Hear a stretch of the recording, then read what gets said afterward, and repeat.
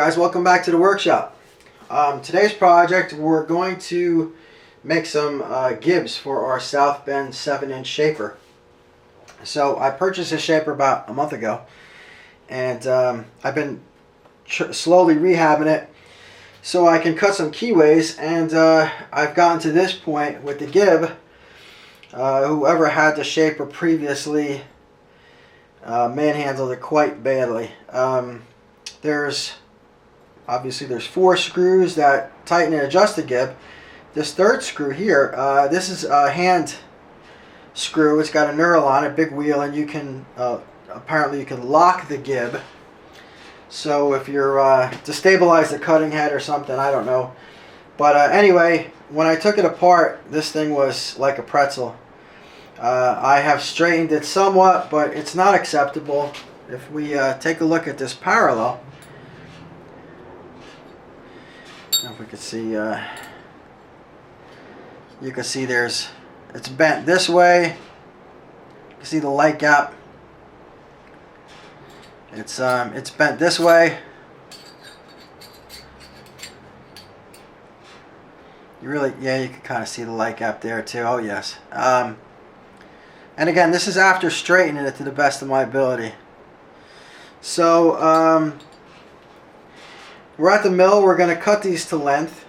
Then we're going to cut these 60-degree angles on both sides.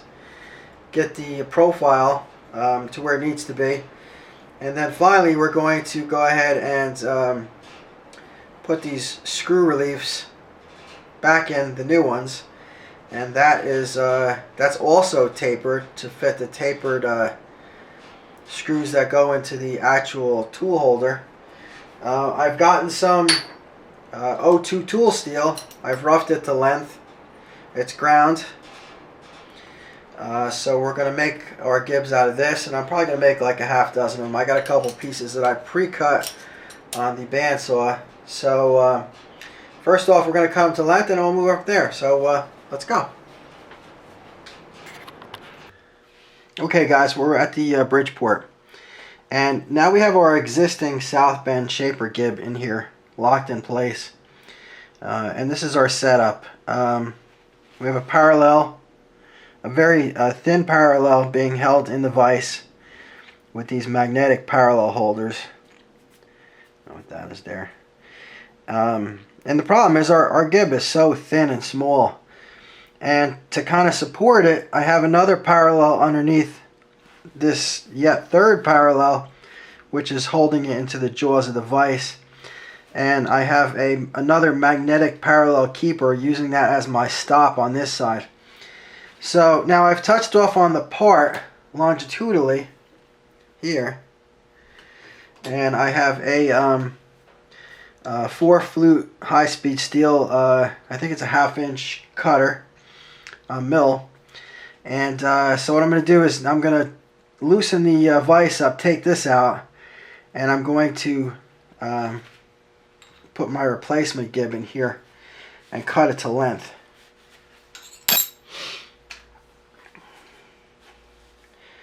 And hopefully my whole setup won't fall apart.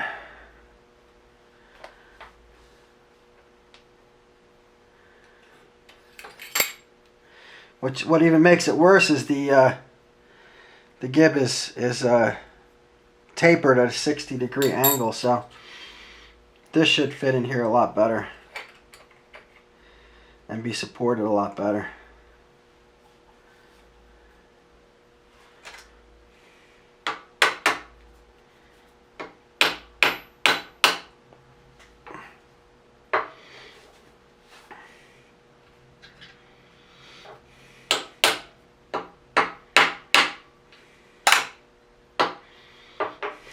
And the magnets are wreaking havoc with my parallels as well. Okay, we're gonna make the cut. I guess we'll just plunge down slowly, and that'll give us our length. We have the Bridgeport set to 660 RPM. That is the slowest we'll go in regular speed. We don't have it in back gears. We're gonna give it a try and see what kind of a cut we get.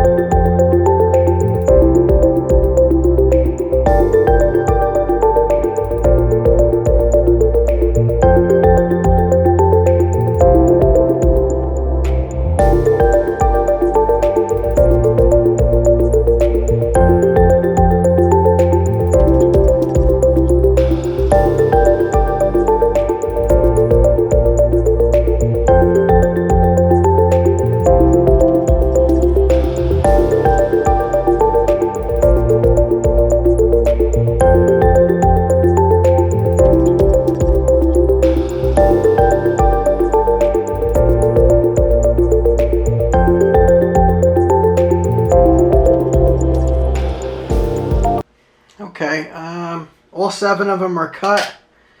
I have this shorter one. I'm going to hang on to it. It's too short to be a gib, but what I'm going to do with that is I'm going to use that. I'm going to cut 160-degree angle on it. And I'm going to use that to fit into my the bottom of my grinding vise, so I can locate them to the right proper height so they're all the same height off of that 60-degree angle. So let me get that set up going and I'll bring you back.